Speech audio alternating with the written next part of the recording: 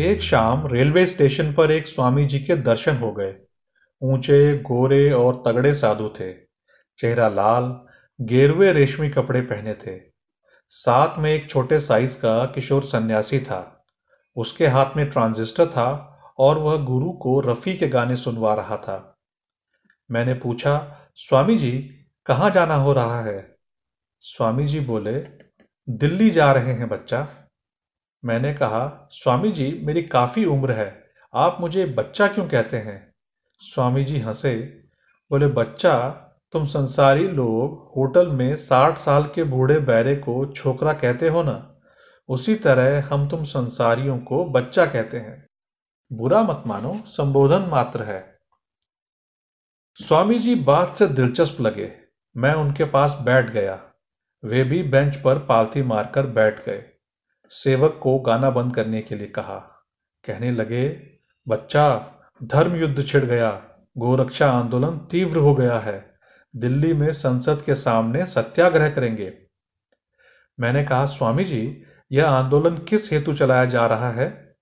स्वामी जी ने कहा, तुम अज्ञानी मालूम होते हो बच्चा। अरे गौ की रक्षा करना है। गौ हमारी माता है, उसका वध हो रहा है। मैंने पूछा, वध कौन कर रहा है? वे बोले, विधर्मी कसाई। मैंने कहा, उन्हें वध के लिए गौ कौन बेचते हैं? वे आपके सधर्मी गोभक्ति हैं ना? स्वामी जी ने कहा, सो तो है, पर वे क्या करें, एक तो गाय व्यर्थ खाती है, दूसरे बेचने से पैसे मिल जाते हैं। मैंने कहा, यानी पैसे के लिए माता का जो वध करा दे, वही सच्चा गो पूजक हुआ। स्वामी जी मेरी तरफ देखने लगे। बोले, तर्क तो अच्छा कर लेते हो बच्चा, पर यह तर्क की नहीं, भावना की बात है। इस समय जो हजारों गोभक्त आंदोलन कर रहे हैं, उनमें शायद ही कोई गौ पालता हो, पर आंदोलन कर रहे हैं। यह भावना की बात है। स्वामी जी, आप तो गाय का ही दूध पीते होंगे? नहीं बच्चा, हम भैंस के दूध का सेवन करते हैं। गाय कम दूध देती है और वह पतला होता है। भैंस के दूध की बढ़िया गाढ़ी मलाई और रबड़ी बनती है। तो क्या सभी गोभक्त भैंस का दूध पीते हैं? हाँ बच्चा, लगभग सभी। तब तो भैंस की रक्षा हेतु आंदोलन करना चाहिए। भैंस का दूध पीते हैं, मगर माता गौ को कहते हैं। जिसका दूध पिया जाता है वही तो माता कहलाएगी। यानी भैंस को हम माता नहीं बच्चा, तर्क ठीक है, पर भावना दूसरी है।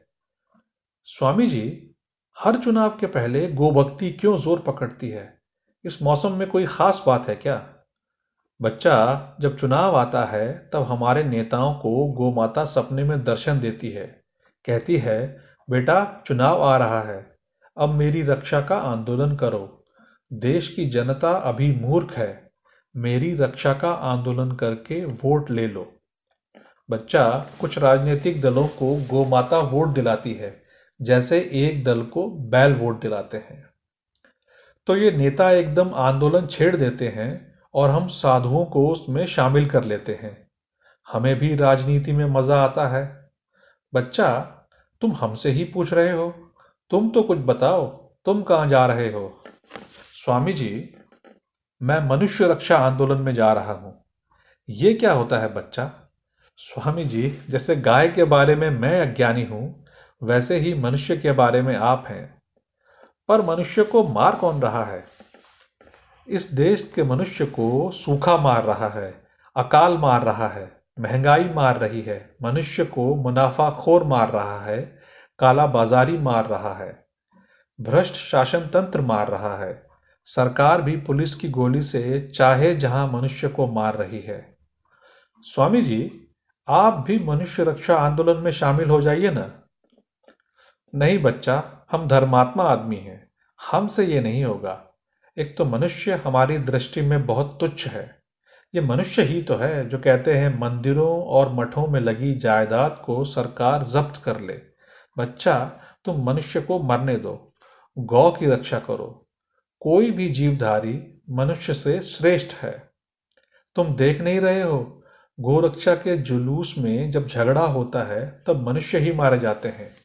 एक बात और है बच्चा, तुम्हारी बात से प्रतीत होता है कि मनुष्य रक्षा के लिए मुनाफाखोर और काला बाजारी के खिलाफ संघर्ष लड़ना पड़ेगा। ये हमसे नहीं होगा। यही लोग तो मंदिरों, मठों व गोरक्षा के लिए धन देते हैं। हम इनके खिलाफ कैसे लड़ सकते हैं? खैर छोड़िए मनुष्य को, गोरक्षा के बारे में मेरी ज्ञान वृद्धि कीजिए। एक बात बताइए, मान लीजिए आपके बरामदे में गेहूं सूख रहे हैं, तभी एक गोमाता आकर गेहूं खाने लगती है। आप क्या करेंगे? बच्चा, हम उसे डंडा मारकर भगा देंगे। पर स्वामी जी, वह गोमाता है, पूज्य है, बेटे के गेहूं खाने आई है। आप हाथ जोड़कर स्वागत क्यों नहीं करते कि आ माता, मैं कृतार्थ हो गया, सब गेहूं खा जा। बच्चा, तुम हमें मूर्ख समझते हो। नहीं, मैं आपको गोभक्त समझता था। सो तो हम हैं, पर इतने मूर्ख भी नहीं कि गाय को गेहूं खा जाने दें। पर स्वामी जी, ये कैसी पूजा हुई कि गाय हड्डी का ढांचा लिए मोहल्ले में कागज और कपड़े खाती फिरती है और जगह जगह पिटती है। बच्चा, यह कोई अचरज की बात नहीं है। हमारे यहाँ जिसकी पूजा की जाती है उसकी दुर्दशा कर डालते हैं। यही सच्ची पूजा है। नारी को भी हमने पूज्य माना है और उसकी जैसी दुर्दशा की सो तुम जानते ही हो। स्वामी जी, दूसरे देशों में लोग गाय की पूजा नहीं करते, पर उसे अच्छी तरह रखते हैं और वह खूब दूध देती है। बच्चा, दूसरे देशों की बात छोड़ो, हम उनसे बहुत ऊंचे हैं। देवता इसलिए सिर्फ हमारे यहाँ अवतार लेते हैं। दूसरे देशों में गाय दूध के उपयोग के लिए होती है, हमारे यहाँ वह दंगा करने, आंदोलन करने के लिए होती है। हमारी गाय और गायों से भिन्न है। स्वामी जी, और सब समस्याएं छोड़कर आप लोग इसी एक काम में क्यों लग गए हैं? इसी से सबका भला हो जाएगा बच्चा। अगर गोरक्षा कानून बन जाए तो यह देश अपने आप समृद्ध हो जाएगा। फिर बादल समय पर पानी बरसाएंगे, भूमि खूब अन्न देगी और कारखाने बिना चले भी उत्पादन करेंगे। धर्म का प्रताप तुम नहीं जानते। अभी जो देश की दुर्दशा है वह गौ के अनादर का परिणाम है।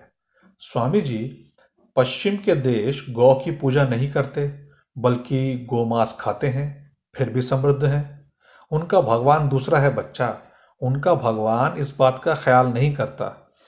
और रूस जैसे देश भी गाय को नहीं पूजते, पर समृद्ध हैं। उनका तो भगवान ही नहीं है बच्चा, उन्हें दोष नहीं लगता। यानी भगवान रखना भी एक झंझट ही है। वह हर बात का दंड देने लगता है। तर्क ठीक है बच्चा, पर भावना गलत है। स्वामी जी, जहां तक मैं जानता हूं, जनता के मन में इस समय गोरक्षा नहीं है। महंगाई और आर्थिक शोषण है। जनता महंगाई के खिलाफ आंदोलन करती है। जनता आर्थिक न्याय के लिए लड़ रही है, और इधर आप गोरक्षा आंदोलन लेकर बैठ गए। इसमें तुक क्या है? बच्चा, इसमें तुक है। तुम्हें अंदर की बात बताता हूं। देखो, जब जनता आर्थिक न्याय की मांग करती है, तब उसे किसी दूसरी चीज में उलझा देना चाहिए, नहीं तो वह खतरनाक हो जाती है। जनता कहती है, हमारी मांग है महंगाई कम हो, मुनाफाखोरी बंद हो, वेतन बढ़े, शोषण बंद हो। तब हम उसे कहते हैं कि नहीं, तुम्हारी बुनियादी मांग गोरक्षा है। आर्थिक क्रांति की तरफ बढ़ती जनता को हम रास्ते में ही गाय के खूंटे से बांध देते हैं। यह आंदोलन जनता को उलझाए रखने के लिए है। स्वामी जी, किसकी तरफ से आप जनता को इस तरह उलझाए रखते हैं? जनता की मांग का जिन लोगों पर असर पड़ेगा उसकी तरफ से। यही धर्म है। एक उदाहरण देते हैं। बच्चा, ये तो तुम्हें पता ही है कि लूटने वालों के ग्रुप में सभी धर्मों के सेठ शामिल हैं, और लूटे जाने वाले गरीब मजदूरों में भी सभी धर्मों के लोग शामिल हैं। मान लो एक दिन सभी धर्मों के लोग इकट्ठे होकर हमारे धर्म के किसी सेठ के गोदाम में भरे अन्न को लूटने के लिए निकल पड़े। सेठ हमारे पास आया, कहने लगा, स्वामी जी कुछ करिए, ये लोग तो मेरी सारी जमा पूंजी लूट लेंगे। आप ही बचा सकते हैं। आप जो कहेंगे सेवा करेंगे। बस बच्चा, हम उठे, हाथ में एक हड्डी ली और मंदिर के चबूतरे पर खड़े हो गए। जब वे हजारों भूखे लोग गोदाम लूटने का नारा लगाते आए तो मैंने उन्हें हड्डी दिखाई और जोर से कहा, किसी ने भगवान के मंदिर को भ्रष्ट कर दिया। वह हड्डी किसी पापी ने मंदिर में डाल दी। विधर्मी हमारे मंदिर को अपवित्र करते हैं, हमारे धर्म को नष्ट करते हैं। हमें शर्म आनी चाहिए। मैं इसी क्षण यहाँ उपवास करता हूँ। मेरा उपवास तभी टूटेगा जब मंदिर की फिर से पुताई होगी और हवन करके उसे पुनः पवित्र किया जाएगा। बस बच्चा, वह जनता जो इकट्ठी होकर सेठ से लड़ने आ रही थी, वो धर्म के नाम पर आपस में ही लड़ने लगी। मैंने उनका नारा बदल दिया। जब वे लड़ चुके तब मैंने कहा, धन्य है इस देश की धर्म प्राण जनता, धन्य है अनाज के व्यापारी सेठ अमुक जी। उन्होंने मंदिर की शुद्धि का सारा खर्चा देने को कहा है। बच्चा, जिस सेठ का गोदाम लूटने भूखे लोग जा रहे थे, वो उसकी ही जय बोलने लगे। बच्चा, यह है धर्म का प्रताप। अगर इस जनता को गोरक्षा आंदोलन में नहीं लगाएंगे तो यह रोजगार प्राप्ति के लिए आंदोलन करेगी, तनख्वाह बढ़वाने के लिए आंदोलन करेगी, मुनाफाखोरी के खिलाफ आंदोलन करेगी।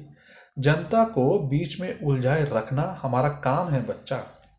स्वामी जी, आपने मेरी बहुत ज्ञान वृद्धि की है। एक बात और बताइए, कई राज्यों में गोरक्षा के लिए कानून है, बाकी में लागू हो जाएगा, तब यह आंदोलन भी समाप्त हो जाएगा। आगे आप किस बात पर आंदोलन करेंगे? अरे बच्चा, आंदोलन के लिए बहुत से विषय हैं। शेर दुर्गा का वाहन है, उसे सर्कस वाले पिंजरे में बंद करके रखते हैं और उससे खेल कराते हैं। यह अधर्म है। सब सर्कस वालों के खिलाफ आंदोलन करके देश के सारे सर्कस बंद करवा देंगे। फिर भगवान का एक अवतार मत्स्य अवतार भी है। मछली भगवान का प्रतीक है। हम मछुआरों के खिलाफ आंदोलन छेड़ देंगे। सरकार का मछली पालन विभाग बंद करवाएंगे। बच्चा, लोगों की मुसीबतें तो तब तक खत्म नहीं होंगी जब तक लूट खत्म नहीं होगी। एक मुद्दा और भी बन सकता है बच्चा। हम जनता में यह बात फैला सकते हैं कि हमारे धर्म के लोगों की सभी मुसीबतों का कारण दूसरे धर्मों के लोग हैं। हम किसी न किसी तरह इस जनता को धर्म के नाम पर उलझाए रखेंगे बच्चा। इतने में गाड़ी आ गई। स्वामी जी उसमें बैठकर चले गए। बच्चा वहीं रह गया।